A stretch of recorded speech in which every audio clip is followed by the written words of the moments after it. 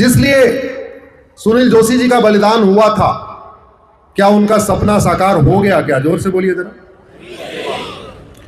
जिसलिए 4 साहिबजादों का बलिदान हुआ था, क्या उनका सपना साकार हो गया? जिस कार्य के लिए गुरु तेग बहादुर जी का बलिदान हुआ था, क्या उनका सपना साकार हो गया? क्या गुरु गोविंद सिंह जी ने जिसलिए बलिदान दिया था, वो अधर्म का कार्य बंद हो गया? बंदा बहादुर सिंह जी ने जिसलिए बलिदान किया था, क्या वो कार्य बंद हो गया? इन सभी में एक ही कॉमन है कि सब लोगों ने धर्मांतरण रोकने के लिए बलिदान किया था। एक ठक्कर साहब थे गुजरात के, पता नहीं क्यों कन्वर्ट हो गए। बेटा पैदा हुआ था, बेटा हिंदू था, लेकिन जब पिता कन्वर्ट हुआ तो बेटा भी कन्वर्ट हो गया, और उस बेटे ने भारत के 2 टुकड़े करा दिए। नाम क्या है? जोर जोर से बोलिए जरा। जिन्ना। पिता हिंदू, दादा हिंदू, परदादा हिंदू, इवन वो खुद हिंदू पैदा हुआ। पैदा होने के बाद सारे संस्कार हुए, अन्नप्राशन संस्कार हुआ, नामकरण संस्कार हुआ, सारा संस्कार हुआ हिंदू के रूप में। लेकिन चूंकि पिता कन्वर्ट हुए थे, जिन्ना कन्वर्ट नहीं हुआ। कन्वर्ट कौन हुआ था? जिन्ना के पिता। लेकिन जिन्ना के पिता के कन्वर्ट होने से बेटा कन्वर्ट हुआ, और बेटा कन्वर्ट हुआ, ऐसा उसने तांडव किया कि भारत माता के 2 टुकड़े हो गए। गांधी जी वो विभाजन रोक पाए क्या? जोर से बोलिए। बाबा साहब विभाजन को रोक पाए क्या? सरदार पटेल वो विभाजन रोक पाए क्या? भारत के इतने सारे नेता थे, कोई उस विभाजन को रोक पाया क्या? जोर से बोलिए। नहीं। इसका मतलब हमारे लिए सबसे बड़ा खतरा है धर्मांतरण। और पहले तो एक जिन्ना था, अब तो हर जिले में 2-3 जिन्ना है कि नहीं है? आपके देवास में जिन्ना नहीं है क्या? पहले तो एक बाबर था, अब तो हर जिले में 2-3 बाबर है। पहले एक औरंगजेब था, हर जिले में 2-3 औरंगजेब। तो अगर बाबर की संख्या बढ़ रही है, औरंगजेब की संख्या बढ़ रही है, तुगलक की संख्या बढ़ रही है, गोरी की संख्या बढ़ रही है, गजनी की संख्या बढ़ रही है, और जिन्ना की संख्या बढ़ रही है, तो खतरा बढ़ रहा है या खतरा घट रहा है? बढ़ रहा है। तो उस खतरे की चर्चा करने से खतरा खत्म हो जाएगा क्या? जोर से बोलिए जरा। आज तक दुनिया की कोई एक समस्या बताइए जिसमें समस्या की चर्चा करने से समस्या ठीक हो गई हो। कोई एक बीमारी बताइए जिसकी चर्चा करने से वो बीमारी ठीक हो गई हो। इवन छोटी सी बीमारी होती है हेडेक, सरदर्द। सरदर्द की चर्चा करने से सरदर्द बढ़ता है या घटता है? बढ़ता है। तो जो छोटा सा सरदर्द चर्चा करने से ठीक नहीं होता, उसके लिए भी दवा लेना होता है, तो बड़ी समस्याएं चर्चा करके कैसे ठीक हो जाए? तो कुछ समाधान करना पड़े। आजकल मेरे व्हाट्सएप पे, आप लोगों के व्हाट्सएप पे भी आता होगा, जागो हिंदू जागो। आता है कि नहीं आता? बांग्लादेश के हिंदू एक हैं, लेकिन सेफ हैं क्या? जोर से बोलिए। क्योंकि घट गए। बांग्लादेश के हिंदू इस समय बटे नहीं है, फिर भी कट रहे हैं। क्यों? क्योंकि घट गए हैं। इसका मतलब एक रहना मैटर नहीं करता, घटना मैटर करता, संख्या मैटर करता। और यह प्रकृति का सिद्धांत है। हिरन और भेड़िया कभी एक साथ सरवाइव नहीं कर सकते। हिरन के बगल में भेड़िया होगा तो क्या बचेगा? जरा जोर से बोलिए जरा। भेड़िया। और भेड़िया के बगल में हिरन को बांध दीजिए तो क्या बचेगा? भेड़िया। हिरन भेड़िया एक साथ सरवाइव ही नहीं कर सकते। आम और बबूल कभी सरवाइव ही नहीं कर सकते। आप लोग जो लोग गांव के रहने वाले हो, एक बार जरा बगीचे में मुझे ढूंढ के दिखाइए जहां आम और बबूल एक साथ हो और एक साथ बढ़ रहे हो ही नहीं सकता। यह प्रकृति का नियम है। गाय और लकड़बग्घा एक साथ रह ही नहीं सकते, और गाय और लकड़बग्घा एक साथ रहेंगे तो लकड़बग्घा ही बचेगा, गाय नहीं बचेगा। हिरन भेड़िया एक साथ रहेंगे, भेड़िया बचेगा, हिरन कभी नहीं बचेगा। तो समाधान क्या? समाधान यह है कि लकड़बग्घे को पकड़ के अंदर डाल दिया जाए, भेड़िए को पकड़ के अंदर डाल दिया जाए, बबूल जहां पैदा हो तुरंत ही उसको उखाड़ दिया जाए। जब तक ये नहीं होगा तब तक समस्याओं का समाधान नहीं होगा। और जो हम नहीं सोचते हैं वो भी होता है। जैसे राजा रणजीत सिंह ने कभी सोचा नहीं होगा पंजाब के 2 टुकड़े होंगे, हुआ कि नहीं हुआ? जोर से बोलिए जरा। राजा शशांक ने कभी सोचा नहीं होगा बंगाल का 2 टुकड़ा होगा, ईस्ट बंगाल वेस्ट बंगाल, बटा कि नहीं बटा? राजा हरि सिंह ने कभी सोचा नहीं होगा कश्मीर का 2 टुकड़ा होगा, हुआ कि नहीं हुआ? अच्छा चलो बंटवारा भी हो गया, लेकिन जब पंजाब का 2 टुकड़ा हुआ, ईस्ट पंजाब और वेस्ट पंजाब, तो जो पंजाब हमारे हिस्से आया वहां ब्राह्मण भी हैं, क्षत्रिय भी हैं, वैश्य भी हैं, दलित भी हैं, अगड़े भी हैं, पिछड़े भी हैं, जैन भी हैं, बौद्ध भी हैं, सिख भी हैं। और जो पंजाब पाकिस्तान बन गया वहां कोई बचा क्या? जोर से बोलिए जरा। नहीं। बंगाल का 2 टुकड़ा हुआ, East Bengal West Bengal, West Bengal हमारे पास है, ईस्ट बंगाल बांग्लादेश बन गया। जो ईस्ट बांग्लादेश बन गया उसमें ब्राह्मण क्षत्रिय वैश्य दलित अगड़े पिछड़े जैन बौद्ध सिख मारवाड़ी अग्रवाल माहेश्वरी पटेल पाटिल कुर्मी, कोई बचा क्या? नहीं।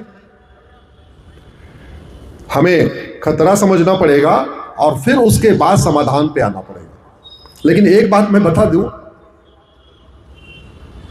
दवाई हमारे पास नहीं है।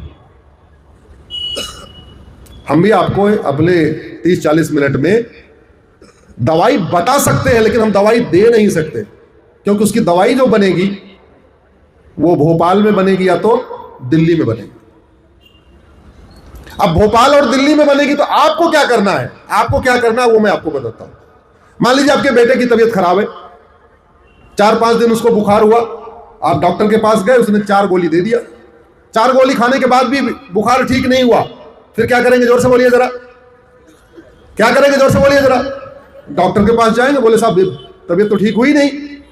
मान लो उसने फिर वही 4 गोली दे दिया, दवाई तो बदली नहीं, तो बुखार ठीक हो जाएगा क्या? जोर से बोलिए। नहीं। फिर आप बोले 4 दिन के बाद, बोले साहब दवा तो 4 दिन वाली फिर खिला दिया, लेकिन बुखार तो फिर भी ठीक नहीं हुआ, फिर क्या करेंगे? जोर से बोलिए जरा। डॉक्टर बदल देंगे। बहुत बढ़िया, आपने डॉक्टर बदल दिया, उसके बाद जो नया डॉक्टर आया उसने वही पुरानी 4 दवाई दे दिया, फिर क्या करेंगे? बेटे के मरने का इंतजार करेंगे या डॉक्टर को बोलेंगे डॉक्टर साहब ये दवाई काम नहीं कर रही है, अब आपको दवाई बदलना पड़ेगा? क्या करेंगे? जोर से बोलिए जरा। तो अब समय आ चुका है, अब डॉक्टर बदलने की जरूरत नहीं है, अब दवाई बदलने की जरूरत है। मेरी कोशिश यही है अब दवाइयां बदल जाए।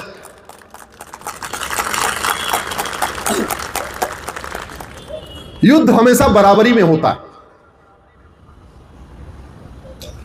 एक मजहब के पास 50,000 करोड़ का हलाल इकोनॉमी है जिससे वो खर्च कर रहा है कन्वर्जन के ऊपर। हमारे पास 50,000 करोड़ का फंड है क्या घर वापसी कराने के लिए? जोर से बोलिए जरा। नहीं। एक रिलीजन के पास FCRA के जरिए बाहर से लगभग 50,000 करोड़ आ रहा है, हमारे पास दुनिया के किसी देश से 50,000 करोड़ घर वापसी कराने के लिए आ रहा है क्या? जोर से बोलिए जरा। नहीं। एक के पास यहां पे श्रद्धा से लोग 10% अपना दे रहे और महीने में नहीं हर हफ्ते दे रहे, बोले ये लो 10% हमारा और धर्मांतरण कराओ। हमारे वाले अपना 10% घर वापसी के लिए दे रहे हैं क्या? जोर से बोलिए जरा। पूरी लड़ाई एक तरफा है, किस गलतफहमी में है? जबकि धर्मांश शब्द मनुस्मृति में आया। धर्मांश शब्द पहली बार कहां आया है? मनुस्मृति में। और उसके बाद भगवान मनु कहते हैं धर्मांश, उनसे शिष्यों ने पूछा प्रभु धर्मांश कितना? बोले 10 दुनिया के जिस रिलीजन ने मनुस्मृति का वो सिस्टम पकड़ लिया कि हमें धर्मांश देना है 10 अपनी कमाई का 10% देना है अपने रिलीजन को प्रमोट करने के लिए, वो रिलीजन फैलते चले गए। हमारी मनुस्मृति से उठाया धर्मांश 10, उसको अलग अलग शब्दों में अलग अलग बात कहते हैं। हम धर्मांश 10 कर रहे हैं क्या घर वापसी के लिए? नहीं। तो लड़ाई तो एक तरफी हो गई। ड्रग कारोबार से जो पैसा आ रहा है, भारत में 1 लाख करोड़ का ड्रग कारोबार चल रहा है इस समय। ड्रग कारोबार से जो पैसा आ रहा है उसका बहुत बड़ी उसका रेशियो डेमोग्राफी बदलने के लिए खर्च हो रहा है। ड्रग कारोबार से जो पैसा आ रहा है वो घर वापसी में नहीं खर्च हो रहा है। कहां खर्च हो रहा है? जोर से बोलिए जरा। धर्मांतरण। तो पूरी की पूरी लड़ाई एक तरफा है। ये मैं आपको जमीनी हकीकत बता रहा हूं, बाकी और जो कहना चाहे कह ले, मैं उस पर नहीं जा रहा हूं। मैं कड़वी सच्चाई ये बता रहा हूं। प्रतिदिन 1000 बेटियां लफ्ज़ जिहाद का शिकार हो रही हैं, साल में 5 लाख हो रही हैं। प्रतिदिन 1500 परिवारों का धर्मांतरण हो रहा है। एक परिवार में 7 आदमी मान के चलिए तो प्रतिदिन 10,000 हिंदुओं का धर्मांतरण हो रहा है। प्रतिदिन 10,000 हो रहा है, इसका मतलब साल में 40 लाख हिंदुओं का धर्मांतरण हो रहा है। 5 करोड़ घुसपैठी आके बैठे हुए हैं।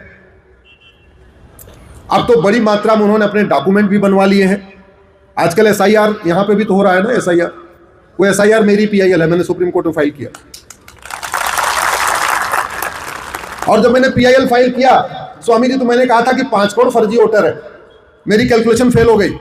मैंने कहा था पूरे देश में 5 करोड़ फर्जी वोटर है, अभी पता चला 12 राज्यों में एसआईआर हुआ और 5.5 करोड़ हो चुके। पूरे देश में एसआईआर के बाद मुझे लगता है करीब 10 करोड़ के आसपास निकलेगा आंकड़ा। तो बड़ी मात्रा में डॉक्यूमेंट भी बनवा लिए।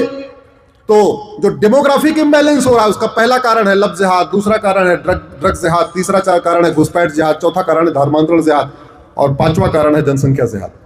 और ये जितने भी काम हो रहे हैं सबकी फंडिंग हो रही है, सब पैसे से हो रहे हैं। हम इतनी बड़ी संख्या में बैठे हुए हैं, किसी को 500 रुपए नहीं मिलेगा, बल्कि सब अपना अपना कुछ यहां खर्ची करने वाले। लेकिन यही कार्य जो हिंदू विरोधी जब इकट्ठा होते तो उनको पैसे मिलते हैं, फंडिंग मिलती है। आज की डेट में धर्मांतरण एक प्रॉफिटेबल धंधा बन चुका। कोई व्यक्ति ड्राइवर की नौकरी करेगा 20,000 रुपए कमाएगा, टीचर बन जाएगा 50,000 रुपए कमाएगा, इंजीनियर बन जाएगा 1 लाख रुपए कमाएगा। लेकिन अगर वो धर्मांतरण कराना शुरू कर दे, हर महीने 8 से 10 लाख रुपए कमाएगा। बड़ी मात्रा में माताएं आए हैं। आप गैस का चूल्हा मुंह से फूंक के बुझाती हैं या सप्लाई काटती हैं? जरा जोर से बताइए जरा। सप्लाई काटती। और अगर गैस की नॉब नहीं बंद करेंगी और मुंह से फूंकने की कोशिश करेंगी, हो सकता है साड़ी में आग पकड़ ले और मुंह तो पक्का जल जाएगा। इस देश को सुरक्षित करना है तो जो सप्लाई आ रही है, जिसकी वजह से चूल्हा जल रहा है, सबसे पहले वो सप्लाई काटना पड़ेगा। भाई बड़ी सीधी सी बात है, जागो हिंदू जागो। आप जागने के बाद जो हलाल इकोनॉमी चल रही है इसको बंद कर सकते हो क्या? जोर से बोलिए जरा। आप जागने के बाद एफसीआरए कानून खत्म कर सकते हो क्या? नहीं। आप जागने के बाद हवाला कारोबार बंद करवा सकते हो क्या? नहीं। आप जागने के बाद ड्रग कारोबार बंद करा सकते हो क्या? नहीं। आप जागने के बाद जो ब्लैक मनी आ रही है उसको बंद करा सकते हो क्या? नहीं। आप जागने के बाद बेनामी जो ट्रांजैक्शन चल रहा है उसको रोक सकते हो क्या? नहीं। तो जब नहीं कर सकते हो जाके करोगे क्या? फिर तो व्हाट्सएप पे जागो हिंदू जागो, जागो हिंदू जागो, जागो हिंदू जागो। इसलिए मैं कह रहा हूं आज सुनील जोशी जी के इस बलिदान दिवस से आप एक नया नारा शुरू करिए, जागो सांसद जागो, जागो विधायक जागो, जागो मंत्री जागो, जागो सरकार जागो। यही होना चाहिए। अब आपको उनको बोलना पड़ेगा। अरे भाई, जैसे ड्राइवर का काम है अच्छी तरीके गाड़ी चलाना, डॉक्टर का काम है अच्छी दवाई देना, मोची का काम है बढ़िया जूते को साफ करके रखना, कुक का काम है बढ़िया खाना बनाना, धोबी का काम है बढ़िया कपड़ा धो के देना, वैसे सांसद विधायक का काम क्या है? जानते हैं उनको संविधान में क्या कहा गया है? सांसद विधायक नहीं कहते, संविधान में उनको लॉ मेकर कहते हैं। क्या बोलते हैं? Law maker. जैसे शू मेकर का काम है बढ़िया जूता बनाना, वैसे लॉ मेकर का क्या काम है? बढ़िया लॉ बनाना। लॉ मेकर का काम है घटिया कानून खत्म करना और बढ़िया बढ़िया कानून बनाना। मुझे नहीं पता आपके सांसद ने संसद में कितने आवाज उठाए और कितने सवाल पूछे पिछले 5 साल 10 साल, मुझे नहीं पता। और अगर उन्होंने नहीं उठाए तो आपने उनसे जाके कितनी बार पूछा कि सांसद जी ये बताओ हमारे देवास की डेमोग्राफी बदल रही है, इसके लिए आप संसद में क्या आवाज उठा रहे हो? एक बात अच्छी तरीके याद रखना, आज के नेता 25 साल के बाद आपका मकान दुकान खेत खलिहान बचाने नहीं आएंगे। लेकिन जिन कानूनों की बात मैं कर रहा हूं, अगर ये बन गए आपकी 25 पीढ़ियां सुरक्षित रहेंगी। कोई नहीं बचाने आएगा, कोई नहीं बचाया। 1947 में विभाजन की आहट शुरू हुई थी, मनमोहन सिंह जी तुरंत भाग आए थे, इंद्र कुमार गुजराल सबसे पहले भागे थे, यश चोपड़ा, प्रेम चोपड़ा, सुनील दत्त सबसे पहले भागे थे, राज कपूर, पृथ्वीराज कपूर सबसे पहले भागे थे। कि गलत फहमी मत रहिएगा। इलाज करना है तो आप कड़वा सच बोलना शुरू करिए, कड़वा सच लिखना शुरू करिए, सच्चाई को स्वीकार करना शुरू करिए। और मैं आपसे हाथ जोड़ के निवेदन कर रहा हूं, अपने सांसद और विधायक से महीने में कम से कम एक बार जरूर मिलिए।